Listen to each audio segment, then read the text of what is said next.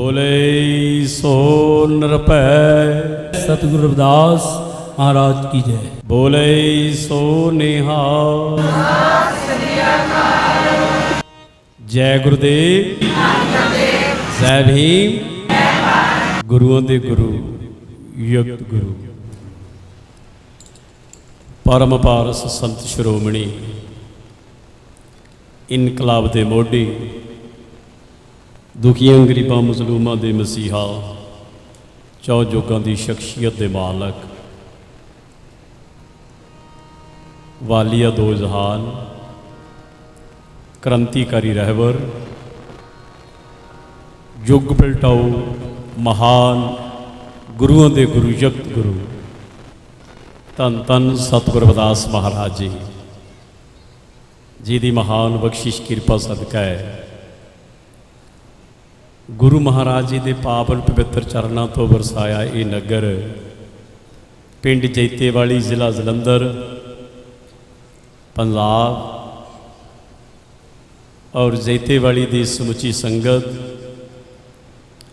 समुचा नगर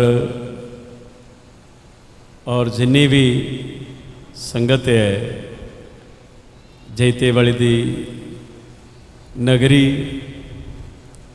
ये आदरणीय है, सन्मानयोग है, पूजनयोग है। इस नगरी दे विच बड़े महान रहबरां ने चरण पाए है और इस नगरी च बड़े महान पैगंबरां ने, महापुरखा ने भगती बंदगी इबादत की है।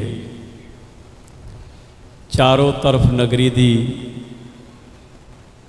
रक्षा वास्ते ये महान पैगंबर रहबर संत जन दिन रात पहरा दे रहे ने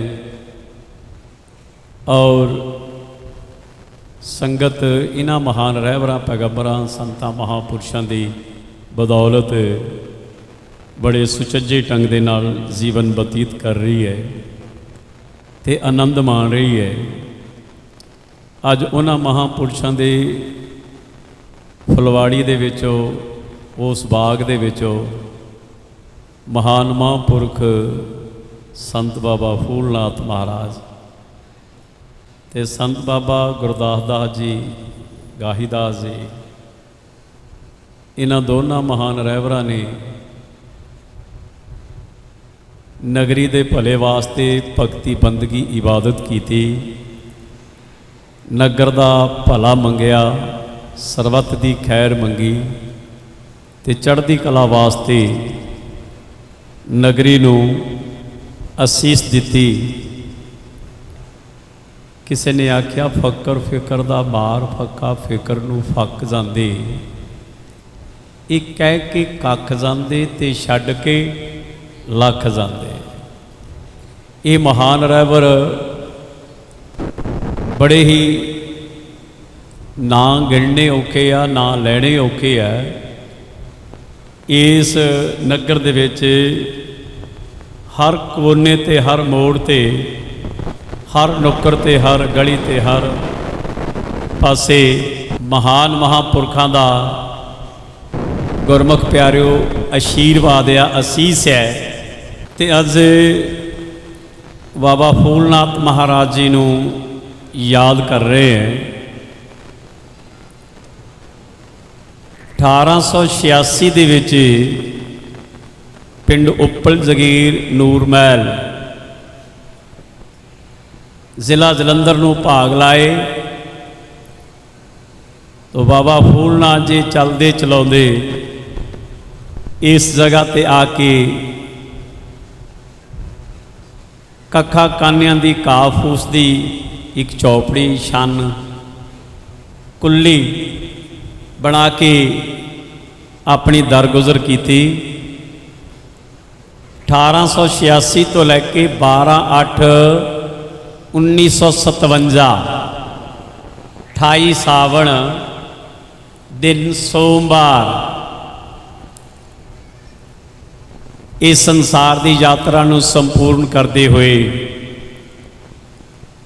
और बाबा ब्रह्मनाथ जी नूं थापड़ा दिंदे हुए ਤੇ ਸਾਰੀ ਜ਼ਿੰਮੇਵਾਰੀ ਬਾਬਾ ਬ੍ਰਹਮਨਾਥ ਮਹਾਰਾਜ ਜੀ ਨੂੰ ਸੌਂਪਦੇ ਹੋਏ ਆਪ ਗੁਰੂ ਮਹਾਰਾਜ ਦੇ ਪਾਵਨ ਪਵਿੱਤਰ ਚਰਨਾਂ 'ਚ ਜਾ ਵਿਰਾਜਮਾਨ ਹੋਏ। ਸਰੀਰਕ ਤੌਰ ਤੇ ਬਾਬਾ ਫੂਲਨਾਥ ਜੀ ਨੂੰ ਇਹ ਪੰਜ ਭੌਤਿਕ ਸਰੀਰ जल की पीत पवन का थंबा रक्त बूंद का गारा हाड़ मास नाड़ी को पिंजर पंखी वसे विचारा इस कलबूत दे विच इस पंज भौतिक शरीर दे विच 71 साल सेवा की ते अज 71वां सालाना जोड़ मेला उन्हां दी पावन पवित्र याद नूं ताज़ा कर रही है संगत। धन्नवाद है नगरी का कोटन कोट धन्नवाद है। कल का जिन्ना भी लंगर पानी है जो भी सेवा है वो सारी नगरी वालों है। अज दी भी जो समुचे जल पानी चाह पानी लंगर जो भी चल रहा वो सारा नगरी वालों है। नगर ने बड़ा उदम उपराला किया है और रल मिल के बड़े प्यार सत्कार दे नाल जिमें बाबा ब्रह्मनाथ जी ने आस पास के पिंडां च गज़ा कर करके वो लंगर नूं भुखे प्यासे श्रद्धालुआं नूं पैरोकारां नूं उन्होंने छकाउण दा उदम उपराला किया है। इस तरह अज समुचे नगर ने सारी संगत वास्ते ये रुखा मिस्सा भोजन कल दे रोज़ तो बड़े सुचज्जे ढंग दे नाल सेवावां निभा रहे हैं। संगत नगरी जैते वाली दी धन्नवाद है। ये दिन दुगनी रात चौगनी तरक्की कर चढ़ती कला च रखन ते स्कूल वास्ते भी बेअंत श्रद्धालुआं ने सेवा भावना की है। बस यही है गुरु महाराज की बाणी कह रही है। चौथे पातशाह सतगुरु रामदास जी कहते ने गौर सतगुर का जो सिख औखाए। गौर सतगुर का जो सिख अखाए सो भल के उठ हर नाम ध्यावै उद्यम करे भल के प्रभाती इशनान करे अमृत सर नहावै उपदेश गुर हर हर जप जापै सब किलविख पाप दोख लह जावे फिर चढ़े दिवस गुरबाणी गावै। फिर चढ़ै दिवस गुरबाणी गावै बहिंदियां उठदियां हर नाम ध्यावै जो सास गरास ध्याए मेरा हर हर सो गुर सिख गुरु मन भावै जिसनों दयाल होवे मेरा स्वामी तिस गौर सिख गुरु उपदेश सुनावै जन नानक धूड़ मंगे तिस गुर सिख की जो आप जपै अवर है नाम जपावै।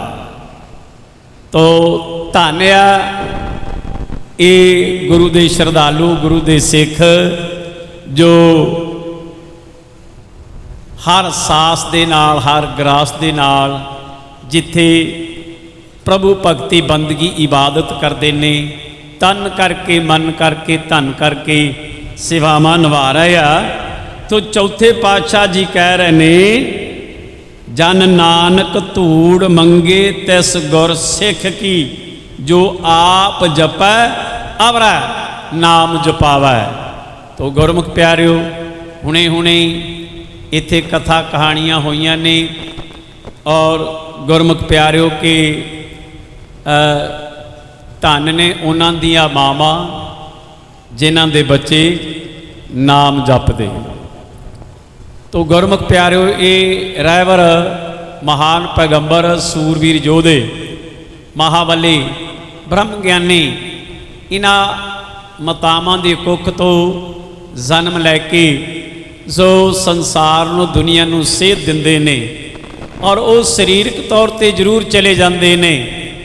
आपां हुणे हुणे याद कर रहे सां ਮਾਸਟਰ ਮਲੂਕ ਚੰਦ ਜੀ ਜਾਡਲੇ ਵਾਲਿਆਂ ਨੂੰ। ਉਹ ਕਹਿੰਦੇ ਨੇ ਮਰ ਗਏ ਦੇ ਬਾਅਦ ਜਿਹਨੂੰ ਚੰਗਾ ਲੋਕੀ ਕਹਿਣਗੇ ਦੁਨੀਆ ਦੇ ਵਿੱਚ ਉਹ ਅਮਰ ਸਦਾ ਰਹਿਣਗੇ। ਤਿੰਨੋਂ ਜਗ ਜੀਂਦੇ ਨੇ, ਸੂਰਾ ਭਗਤ ਤੀਸਰਾ ਦਾਨੀ। ਤੋ ਗੁਰਮੁਖ ਪਿਆਰਿਓ, ਮਹਾਨ ਮਹਾਂਪੁਰਖਾਂ ਦੇ ਆ ਚਰਨਾਂ 'ਚ ਆਪਾਂ ਬੈਠੇ ਹੈ। ਤੋ ਗੁਰੂ ਰੂਪ ਗੁਰੂ ਪਿਆਰੀ ਸਾਧ ਸੰਗਤ ਜੀ, ਧਿਆਨ ਦੇਣਾ।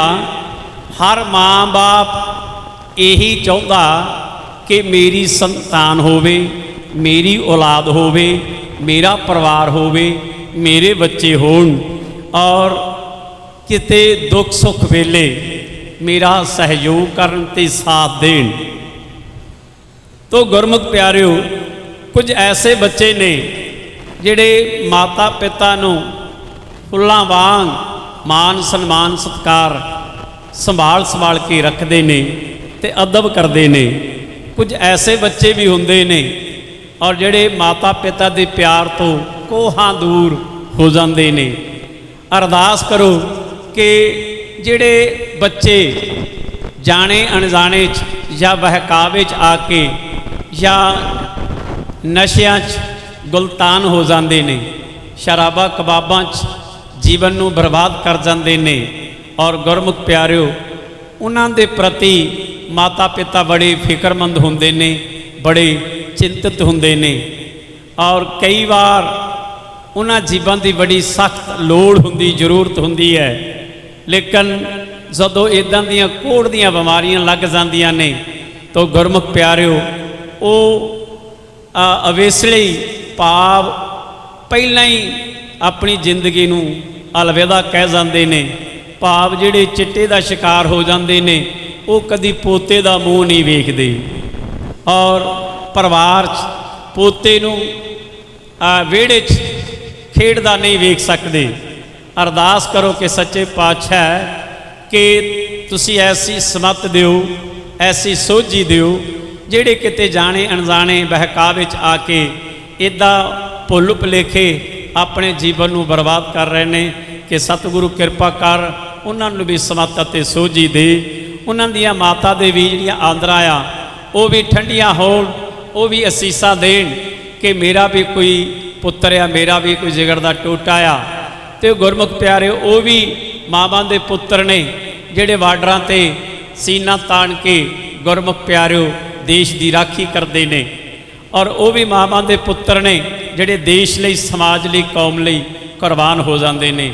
ਔਰ ਉਹ ਵੀ ਮਾਵਾਂ ਦੇ ਪੁੱਤਰ ਨੇ ਜਿਹੜੇ ਗੁਰਮੁਖ ਪਿਆਰੇ ਉਸ ਪ੍ਰਭੂ ਦੇ ਨਾਲ ਲਿਵ ਲਾ ਕੇ ਅਨੇਕਾਂ ਪ੍ਰਾਣੀਆਂ ਨੂੰ ਸੱਤ ਮਾਰਗ ਦਾ ਰਸਤਾ ਬਖਸ਼ਿਸ਼ ਕਰ ਜਾਂਦੇ ਨੇ। ਔਰ ਗੁਰਮੁਖ ਪਿਆਰਿਓ, ਕਈ ਵਾਰ ਬੱਚਾ ਬਹਿਕਾਵੇ 'ਚ ਆ ਜਾਂਦਾ। ਮੈਂ ਉਸ ਸੰਬੰਧ ਦੇ ਵਿੱਚ ਕਈ ਵਾਰ ਇਹ ਗਾਥਾ ਕਹਿ ਚੁੱਕਾ। ਅੱਜ ਮੇਰਾ ਫੇਰ ਮਨ ਬਣਿਆ ਕਿ ਗੱਲ ਕਰੀਏ। ਮੈਂ ਗੱਲ ਤਦ ਸ਼ੁਰੂ ਕੀਤੀ ਹੈ ਬਈ ਮਾਸਟਰ ਮਲੂਕ ਚੰਦ ਜੀ ਦੀ ਲੜੀ ਨੂੰ ਉਹਨਾਂ ਦਾ ਪਰਿਵਾਰ ਅੱਗੇ ਉਹ ਚਲਾ ਰਿਹਾ ਹੈ। ਬਹੁਤ ਖੁਸ਼ੀ ਦੀ ਗੱਲ ਹੈ। ਇੱਦਾਂ continue step by step, turn by turn ਕੋਈ ਨਾ ਕੋਈ ਇੱਦਾਂ ਦਾ ਬੂਟਾ ਪੈਦਾ ਹੁੰਦਾ ਰਹਿਣਾ ਚਾਹੀਦਾ। ਪਰਿਵਾਰ ਦੇ ਵਿੱਚ ਚੰਗਿਆਈ ਵਾਲਾ ਤੇ ਛਾਂ ਵਾਲਾ ਤੇ ਫਲਦਾਰ ਬੂਟਾ ਇਹ ਲੋਚਦਾ ਹੋਣਾ ਚਾਹੀਦਾ ਔਰ ਠੰਡੀ ਮਿੱਠੀ ਤੇ ਨਿੱਘੀ ਛਾਂ ਪਰਿਵਾਰ ਉਹਦਾ ਆਨੰਦ ਮਾਣੇ। ਤੇ ਗੁਰਮੁਖ ਪਿਆਰਿਓ, ਆਓ ਮੈਂ ਗੱਲ ਕਰਾਂ। ਜਦੋਂ ਬੱਚਾ 10 ਕੁ ਸਾਲ ਦਾ ਹੁੰਦਾ ਹੈ, ਪਰਿਵਾਰ 'ਚ ਮਾਂ ਬਾਪ ਦਾ ਉਹ ਟੁਕੜਾ ਜਿਗਰ ਦਾ ਬੜੇ ਚਾਵਾਂ ਲਾਡਾਂ ਦੇ ਨਾਲ ਉਹਨੂੰ ਪਾਲਦੇ ਹੈ। ਤੇ ਉਹ ਬੱਚੇ ਦੇ ਮਨ 'ਚ, ਦਿਲ 'ਚ ਔਰ ਦਿਮਾਗ 'ਚ ਖਿਆਲ ਕੀ ਆਉਂਦਾ? ਜਦੋਂ ਬੱਚਾ 10 ਕੁ ਸਾਲ ਦਾ ਹੁੰਦਾ ਹੈ, ਉਹਨੂੰ ਲੱਗਦਾ ਕਿ ਮੇਰਾ ਬਾਪ ਦੁਨੀਆ ਦਾ ਸਭ ਤੋਂ ਤਾਕਤਵਰ ਤੇ ਸਮਝਦਾਰ ਵਿਅਕਤੀ ਹੈ। ਮੈਂ ਉਹਦਾ ਬੇਟਾ ਆ, ਮੈਂ ਉਹਦਾ ਪੁੱਤਰ ਹੈ, ਮੈਂ ਉਹਦੀ ਸੰਤਾਨ ਆ। ਬੜਾ ਫਕਰ ਹੈ, ਬੜਾ ਮਾਣ ਹੈ। ਬੱਚੇ ਨੂੰ ਜਦੋਂ ਉਹ 10 ਸਾਲ ਦਾ ਹੁੰਦਾ, ਬੜਾ ਗਰਵ ਕਰਦਾ, ਬੜਾ ਮਾਣ ਕਰਦਾ, ਬੜਾ ਫਕਰ ਕਰਦਾ ਕਿ ਮੇਰੇ ਸਿਰ ਤੇ ਬਾਪ ਹੈ। ਧਿਆਨ ਦੇਣਾ, ਜਦੋਂ ਉਹੀ ਬੱਚਾ 15 ਤੋਂ 16 ਸਾਲ ਦੀ ਉਮਰ 'ਚ ਦਹਲੀਜ਼ ਤੇ ਪੈਰ ਧਰਦਾ ਤੇ ਉਹ ਲੱਗਦਾ ਉਹਨੂੰ ਕਿ ਜਿਹੜੇ ਮੇਰੇ ਦੋਸਤ ਆ ਤੇ ਜਿਹੜੇ ਮੇਰੇ ਦੋਸਤਾਂ ਦੇ ਪਿਓ ਆ ਉਹ ਮੇਰੇ ਬਾਪ ਤੋਂ ਜ਼ਿਆਦਾ ਸਿਆਣੇ ਲੱਗਦੇ ਆ, ਸਮਝਦਾਰ ਲੱਗਦੇ ਆ। ਅਤੇ ਉਹ ਸਮਝਦਾ ਕਿ ਉਹਦੇ ਬਾਪ ਨੂੰ ਦੁਨੀਆ ਦੇ ਨਾਲ ਚੱਲਣ ਲਈ ਕੁਝ ਹੋਰ ਉਹਨੂੰ ਗਿਆਨ ਦੀ ਜ਼ਰੂਰਤ ਹੈ। ਜਦੋਂ ਬੱਚਾ 15 ਤੋਂ 16 ਸਾਲ ਦੀ ਦਹਲੀਜ਼ ਤੇ ਪੈਰ ਧਰਦਾ, ਉਹ ਮਹਿਸੂਸ ਕਰਦਾ ਵੀ ਮੇਰੇ ਜਿਹੜੇ ਸੱਜਣ ਮਿੱਤਰ ਯਾਰ ਦੋਸਤ ਆ ਉਹਨਾਂ ਦੇ ਪਿਤਾ ਬੜੇ ਸਿਆਣੇ ਆ, ਮੇਰੇ ਪਿਤਾ 'ਚ ਕੁਝ ਵੀਕ ਆ, ਮਾਈਨਸ ਪੁਆਇੰਟ ਆ, ਕਮਜ਼ੋਰੀ ਆ, ਘਾਟ ਆ, ਵੀ ਉਹਨੂੰ ਹਜੇ ਕੁਝ ਗਿਆਨ ਦੀ ਜ਼ਰੂਰਤ ਹੈ। ਜਦ ਕਿ ਪਿਓ ਨੇ ਬੱਚੇ ਨੂੰ ਜਨਮ ਦਿੱਤਾ, ਬੱਚੇ ਨੇ ਪਿਓ ਨੂੰ ਨਹੀਂ। ਹੁਣ ਧਿਆਨ ਦੇਣਾ, ਉਹੀ ਬੱਚਾ ਜਦੋਂ 20 ਤੋਂ 25 ਸਾਲ ਦਾ ਹੁੰਦਾ, ਉਹਦੇ ਫੇਰ ਦਿਲ ਦਿਮਾਗ ਦੇ ਵਿੱਚ ਇਹੀ ਚੱਲਦਾ ਕਿ ਉਸ ਦਾ ਪਿਓ ਕਿਸੇ ਹੋਰ ਦੁਨੀਆ ਦਾ ਹੀ ਵਸਿੰਦਾ ਲੱਗਦਾ। ਭਾਵ ਉਹਦੀ ਰਹਿਣੀ ਬਹਿਣੀ ਸਹਿਣੀ ਤੇ ਕਹਿਣੀ ਅਲੱਗ ਕਿਸਮ ਦੀ ਹੈ, ਉਹ ਇਸ ਤਰ੍ਹਾਂ ਮਹਿਸੂਸ ਕਰਦਾ। ਤੇ ਉਹ ਕਹਿੰਦਾ ਕਿ ਉਹ ਮੇਰੀ ਸੋਚ ਦੇ ਨਾਲ ਨਹੀਂ ਚੱਲ ਰਿਹਾ ਤੇ ਨਹੀਂ ਚੱਲ ਸਕਦਾ ਜਦੋਂ ਇਹ 20-25 ਸਾਲ ਦਾ ਹੋ ਰਿਹਾ। ਤੇ ਜਦੋਂ 25 ਤੋਂ 26 ਸਾਲ ਦੀ ਉਮਰ ਦੇ ਵਿੱਚ ਦਹਲੀਜ਼ ਤੇ ਪੈਰ ਧਰਦਾ, ਫਿਰ ਇਹੀ ਬੱਚਾ ਕਹਿੰਦਾ ਕਿ ਬਾਪ ਨਾਲ ਕੋਈ ਸਲਾਹ ਕਰਨ ਦੀ ਹੁਣ ਜ਼ਰੂਰਤ ਨਹੀਂ, ਕਿਉਂਕਿ ਉਸ ਨੂੰ ਤਾਂ ਹਰ ਕੰਮ ਦੇ ਵਿੱਚ ਨੁਕਸ ਕੱਢਣ ਦੀ ਆਦਤ ਹੈ। ਇਸ ਲਈ ਮੈਂ ਕੋਈ ਵੀ ਕੰਮਕਾਰ ਕਰਾਂ ਤੇ ਪਿਤਾ ਦੀ ਸਲਾਹ ਲੈਣ ਦੀ ਕੋਈ ਖਾਸ ਜ਼ਰੂਰਤ ਨਹੀਂ ਗੀ। ਜਦੋਂ ਇਹ ਬੱਚਾ 25-26 ਸਾਲ ਦਾ ਹੁੰਦਾ, ਤੇ ਹੁਣ ਧਿਆਨ ਦਿਓ, ਜਦੋਂ 30 ਤੋਂ 35 ਸਾਲ ਦਾ ਇਹੀ ਬੱਚਾ ਹੁੰਦਾ ਤਾਂ ਫੇਰ ਸੋਚਦਾ ਕਿ ਮੇਰੀ ਸੰਗਤ ਕਰਕੇ, ਬੱਚਾ ਕਹਿ ਰਿਹਾ, ਬਾਪ ਨੂੰ ਵੀ ਕੁਝ ਅਕਲ ਆ ਗਈ ਆ, ਕੁਝ ਸਮਝ ਆ ਗਈ ਆ, ਲੱਗਦਾ ਵੀ ਇਹ ਕੁਝ ਦਰੁਸਤ ਹੋ ਗਿਆ, ਠੀਕ ਚੱਲੂਗਾ, ਭਾਵ ਮੇਰੇ ਨਾਲ ਮੋਢੇ ਨਾਲ ਮੋਢਾ ਮਿਲਾ ਕੇ ਚੱਲੇਗਾ ਔਰ ਮੇਰੀ ਰਾਏ ਇਹਦੀ ਰਾਏ ਇੱਕ ਹੋ ਸਕਦੀ ਹੈ। ਜਦੋਂ ਇਹ 30 ਤੋਂ 35 ਸਾਲ ਦਾ ਹੋ ਗਿਆ, ਇਹ ਬੱਚਾ ਕਹਿ ਰਿਹਾ ਬਈ ਮੇਰੇ ਤੋਂ ਸਿੱਖ ਕੇ, ਮੇਰੇ ਕੋ ਸੁਣ ਕੇ ਸਮਝ ਕੇ ਹੁਣ ਇਹ ਕੁਝ ਸਮਝਦਾਰ ਹੋ ਗਿਆ। ਇਹ ਬੇਟਾ ਕਹਿ ਰਿਹਾ, ਲੜਕਾ ਕਹਿ ਰਿਹਾ, ਬੱਚਾ ਕਹਿ ਰਿਹਾ, ਪੁੱਤ ਕਹਿ ਰਿਹਾ। ਧਿਆਨ ਦੇਣਾ, ਅੱਗੇ ਲਾ ਨਹੀਂ ਪਤਾ ਇਹਨੂੰ। ਜਦੋਂ 35 ਤੋਂ 40 ਸਾਲ ਦੀ ਉਮਰ ਵਿੱਚ ਹੁੰਦਾ ਤਾਂ ਫੇਰ ਸੋਚਦਾ, ਕਹਿੰਦਾ ਨਹੀਂ, ਕੁਝ ਜ਼ਰੂਰੀ ਗੱਲਾਂ ਦੇ ਵਿੱਚ ਬਾਪ ਦੀ ਸਲਾਹ ਲੈਣੀ ਜ਼ਰੂਰੀ ਹੈ। ਜਦੋਂ 35 ਤੋਂ 40 ਸਾਲ ਦਾ ਹੋਇਆ, ਪਹਿਲਾਂ ਭੰਨ ਤੜਕੇ ਕਰਦਾ ਰਿਹਾ, ਕਿੰਤੂ ਪਰੰਤੂ ਕਰਦਾ ਰਿਹਾ। ਬਹੁਤੇ ਬੱਚੇ ਕਹਿੰਦੇ ਨੇ ਤੁਸੀਂ ਸਾਡੇ ਲਈ ਕੀਤਾ ਕੀ ਹੈ, ਤੁਸੀਂ ਸਾਡੇ ਲਈ ਬਣਾਇਆ ਕੀ ਹੈ, ਇਹਦੇ ਨਾਲੋਂ ਤਾਂ ਤੁਸੀਂ ਸਾਨੂੰ ਨਾ ਜੰਮਦੇ ਤਾਂ ਚੰਗਾ ਸੀਗਾ। ਇਤਿਆਦਤ ਵਗੈਰਾ ਵਗੈਰਾ ਇਹ ਘਰਾਂ 'ਚ ਗੱਲਾਂ ਹੋ ਜਾਂਦੀਆਂ ਨੇ। ਹੁਣ ਧਿਆਨ ਦੇਣਾ, ਜਦੋਂ 35 ਤੋਂ 40 ਸਾਲ ਦਾ ਇਹ ਬੱਚਾ ਹੋਇਆ ਤੇ ਬੱਚਾ ਕਹਿੰਦਾ ਬਈ ਕੁਝ ਜ਼ਰੂਰੀ ਗੱਲਾਂ ਦੇ ਵਿੱਚ ਬਾਪ ਦੀ, ਪਿਤਾ ਦੀ ਸਲਾਹ ਲੈਣੀ ਜ਼ਰੂਰੀ ਹੈ। ਹੁਣ ਅਕਲ ਟਿਕਾਣੇ ਆਉਣ ਲੱਗੀ, ਇੱਧਰ ਉੱਧਰ ਠੋਕਰਾਂ ਖਾ ਕੇ। ਤੇ ਜਦੋਂ 45 ਤੋਂ 50 ਸਾਲ ਦਾ ਇਹ ਬੱਚਾ ਹੋ ਗਿਆ ਬਾਪ ਦਾ, ਧਿਆਨ ਦੇਣਾ, ਫੇਰ ਸੋਚਿਆ, ਕਹਿੰਦਾ ਇਹਨੂੰ ਪਤਾ ਲੱਗਾ ਇਹ ਜਦੋਂ 45 ਤੋਂ 50 ਸਾਲ ਦੀ ਉਮਰ ਵਿੱਚ ਹੋਇਆ ਤੇ ਫਿਰ ਹੁਣ ਪੁੱਤ ਨੂੰ ਗਿਆਨ ਹੋਇਆ, ਕਹਿੰਦਾ ਮੈਨੂੰ ਆਪਣੇ ਬਾਪ ਦੀ ਸਲਾਹ ਤੋਂ ਬਗੈਰ ਕੁਝ ਵੀ ਨਹੀਂ ਕਰਨਾ ਚਾਹੀਦਾ, ਕਿਉਂਕਿ ਉਹ ਦੁਨੀਆ ਦਾ ਸਭ ਤੋਂ ਸਮਝਦਾਰ ਵਿਅਕਤੀ ਹੈ। ਉਹ ਕਹਿੰਦਾ ਵੀ ਇਹ ਦੁਨੀਆ ਦੀ ਸਭ ਤੋਂ ਤਾਕਤਵਰ, ਇਹ ਦਿਮਾਗ ਦਾ ਸਮਝਦਾਰ ਵਿਅਕਤੀ ਹੈ, ਤੇ ਕਹਿੰਦਾ ਵੀ ਇਹਦੀ ਹਰ ਸਲਾਹ ਲੈਣੀ ਹਰ ਕੰਮ ਵਿੱਚ ਜ਼ਰੂਰੀ ਹੈ, ਤੇ ਮੈਨੂੰ ਚਾਹੀਦਾ ਕਿ ਮੈਂ ਆਪਣੇ ਪਿਤਾ ਦੇ ਨਾਲ ਹਰ ਗੱਲਬਾਤ ਸਲਾਹ ਮਸ਼ਵਰਾ ਕਰਾਂ, ਆਪਣੇ ਵਿਚਾਰਾਂ ਦਾ ਆਦਾਨ ਪ੍ਰਦਾਨ ਆਪਣੇ ਪਿਤਾ ਦੇ ਨਾਲ, ਆਪਣੇ ਬਾਪ ਦੇ ਨਾਲ, ਆਪਣੇ ਬਾਪੂ ਦੇ ਨਾਲ ਕਰਾਂ। ਤੇ ਨਾਲ ਇਹ ਵੀ ਕਹਿ ਰਿਹਾ ਵੀ ਮੈਨੂੰ ਕੋਈ ਵੀ ਕੰਮ ਆਪਣੇ ਬਾਪ ਦੀ ਸਲਾਹ ਤੋਂ ਬਗੈਰ ਨਹੀਂ ਕਰਨਾ ਚਾਹੀਦਾ, ਕਿਉਂਕਿ ਉਹ ਦੁਨੀਆ ਦਾ ਸਭ ਤੋਂ ਸਮਝਦਾਰ ਵਿਅਕਤੀ ਹੈ। ਇਹ ਹੁਣ 45 ਤੋਂ 50 ਸਾਲ ਦਾ ਹੋਇਆ ਸੀਗਾ ਜਦੋਂ ਇਹਦੀ ਅਕਲ ਟਿਕਾਣੇ ਆਈ, ਜਦੋਂ ਇਹ ਪਿਤਾ ਦਾ ਸਨਮਾਨ ਕਰਨ ਦਾ ਇਹਦਾ ਦਿਲ ਔਰ ਦਿਮਾਗ 'ਚ ਹੋਇਆ। Too delay too much. ਉਦੋਂ ਬੜੀ ਦੇਰ ਹੋ ਚੁੱਕੀ ਸੀ। ਭਾਵ ਜਦੋਂ ਇਹ ਭਾਵਨਾਵਾਂ ਉਹਦੇ ਮਨ ਦੇ ਵਿੱਚ ਉਤਪੰਨ ਹੋਈਆਂ ਤੇ ਉਦੋਂ ਪਿਤਾ ਦੁਨੀਆ ਤੋਂ ਅਲਵਿਦਾ ਕਹਿ ਚੁੱਕਾ ਸੀ, ਅੱਖਾਂ ਮੀਟ ਚੁੱਕਾ ਸੀ।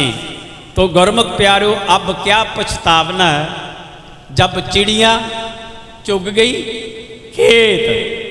तो इसलिए गुरमुख प्यारो ध्यान देना, बाद दे विच गोडियां च सिर दे के रोण दा कोई फायदा नहीं। बाद च माता पिता नूं याद कर करके गोडियां च सिर दे के रोण दा कोई फायदा नहीं। इसलिए जींदे जी अपने परिवार च, अपने कुटुंब च प्यार अते सत्या संतोख दे नाल दरगुजर करनी चाहिए है। जिद्दां दा रुखा मिसा माँ बाप लैके आउंदे है और बच्चों के मूँह च पाउंदे ने पंछी की तरह चोगा, तो इन्हां बच्चों नूं एक्सैप्ट करना चाहिए, प्रवान कर लेना चाहिए। जो भी रूखा मिसा भोजन बच्चों नूं माँ बाप दिंदे ने, तो माता पिता बच्चों दे नाल प्यार भी करते हैं, चाह लाड भी करते हैं, तो किते किते झिड़कते भी है, किते किते झिड़कते भी है। तो कुछ मेरे वर्गे नकम्मे झिड़क खाण तो बाद माँ बाप तो बहुत दूर हो जाते ने और वो कह देंगे ने मेरे वर्गे चल वड्डा आ उही संभालू, चल छोटा आ उही संभालू, तेनू तो इदा ही करते हैं, तेरे नाल वितकरा ही करते हैं। पर ध्यान देना गुरमुख प्यारो, कभी प्यार से तो पानी पिलाया नहीं, बाद में अमृत पिलाने का क्या फ़ायदा। तो सब तो पहला उत्तम अति वधिया ते अच्छी जिहड़ी सेवा और वो माता पिता दी है, बाद दे विच फिर गुरु है, बाद दे विच फिर सतगुरु है, जिन्हां ने ये जगत दिखाया, संसार दिखाया, दुनिया दिखाई, और जिन्हां ने 9 महीने ये पेट दे विच गंद मूद चक्या और दुखा तकलीफां दे नाल पालन पोषण लोकां पर कीती है। उन्हां माता पिता का कदी करजा नहीं दिता जा सकता। तो इसलिए गुरमुख प्यारिओ ध्यान देना, मोमबत्ती भी जल जाती है, तो मोमबत्ती का उहदे विच जिहड़ा धागा आ वो भी जल जाता, तो थल्ले बस कुछ नहीं बचता, खिलरिया पुलरिया ढलिया आ मोम ही बचता, उहदे विचों धागा नहीं लजदा है। तो गुरमुख प्यारिओ फिर इदां ही ये जिहड़े परिवार चों सतपुरुष हुंदे ने वो चले जांदे ने दीवे दी लो वांगू, जिंदगी दा खेल होए बुझ जाना दीवा जदों मुक जाना तेल होए। की लैके आया ਇਹ ਤੂੰ ਕੀ ਲੈ ਕੇ ਜਾਏਗਾ, ਖਾਲੀ ਹੱਥ ਆਇਆ ਬੰਦੇ ਖਾਲੀ ਹੱਥ ਜਾਏਗਾ। ਮੌਤ ਆਪਣੀ ਇੰਜ ਜਿਵੇਂ ਸੁੱਕ ਜਾਂਦੀ ਵੇਲ ਹੋਏ, ਦੀਵੇ ਦੀ ਲੋ ਵਾਂਗੂ ਜ਼ਿੰਦਗੀ ਦਾ ਖੇਲੇ, ਬੁਝ ਜਾਣਾ ਦੀਵਾ ਜਦੋਂ ਮੁੱਕ ਜਾਣਾ ਤੇਲੇ। ਹੀਰੇ ਜਿਹਾ ਜੀਵਨ ਇਹ ਮਿੱਟੀ 'ਚ ਰੁਲਾਈ ਨਾ, ਰੱਖੀ ਇਹਨੂੰ ਯਾਦ ਸੌਂ ਕੇ ਵਕਤ ਲਗਾਈ ਨਾ। ਸੁੱਤਾ ਜੇ ਸਟੇਸ਼ਨਾਂ 'ਚ ਲੰਘ ਜਾਂਦੀ ਰੇਲ ਹੋਏ, ਦੀਵੇ ਦੀ ਲੋ ਵਾਂਗੂ ਜ਼ਿੰਦਗੀ ਦਾ ਖੇਲੇ, ਬੁਝ ਜਾਣਾ ਦੀਵਾ ਸਦੋਂ ਮੁੱਕ ਜਾਣਾ ਤੇਲੇ। ਲਾਸਟ 'ਚ ਲਿਖਣ ਵਾਲਾ ਲਿਖਦਾ, ਗੁਰੂ ਹੈ ਸਹਾਰਾ ਤੇਰਾ ਦੁਨੀਆ ਤੇ ਆ ਗਿਆ। ਗੁਰੂ ਹੈ ਸਹਾਰਾ ਤੇਰਾ ਦੁਨੀਆ ਤੇ ਆ ਗਿਆ, ਜੱਪੇ ਜਿਹੜਾ ਨਾਮ ਉਹਦੀ ਬੇੜੀ ਬੰਨੇ ਲਾ ਗਿਆ। ਕਰੇ ਜੋ ਗੁਨਾਹ ਜਾਵੇ ਉਹ ਨਰਕਾਂ ਦੀ ਜੇਲ੍ਹ ਹੋਏ, ਦੀਵੇ ਦੀ ਲੋ ਵਾਂਗੂ ਜ਼ਿੰਦਗੀ ਦਾ ਖੇਲੇ, ਬੁਝ ਜਾਣਾ ਦੀਵਾ ਜਦੋਂ ਮੁੱਕ ਜਾਣਾ ਤੇਲੇ। ਤੋ ਗੁਰਮੁਖ ਪਿਆਰਿਓ, ਇਹ ਰੌਣਕ ਦੋ ਘੜੀਆਂ ਜਾਣਾ ਵਿਛੜ ਭਰਾਵੋ ਮੇਲਾ। ਇੱਕ ਨਾਨੇ ਮੇਲੇ 'ਚੋਂ ਖੱਟੀਆਂ ਰਾਮ ਨਾਮ ਦੀਆਂ ਖੱਟੀਆਂ, ਇੱਕ ਸਭ ਕੁਝ ਖੋ ਬੈਠੇ ਡਾਕੂ ਲੁੱਟ ਕੇ ਲੈ ਗਏ ਹੱਟੀਆਂ। ਜ਼ੁਲਮਾਂ ਦੇ ਸੌਦੇ 'ਚੋਂ ਘਾਟਾ ਪੈ ਗਿਆ ਸਾਰੇ ਬਜ਼ਾਰੇ, ਦੁਨੀਆ ਦੇ ਮੇਲੇ 'ਚੋਂ ਆਖਰ ਵਿਛੜ ਜਾਣਗੇ ਸਾਰੇ।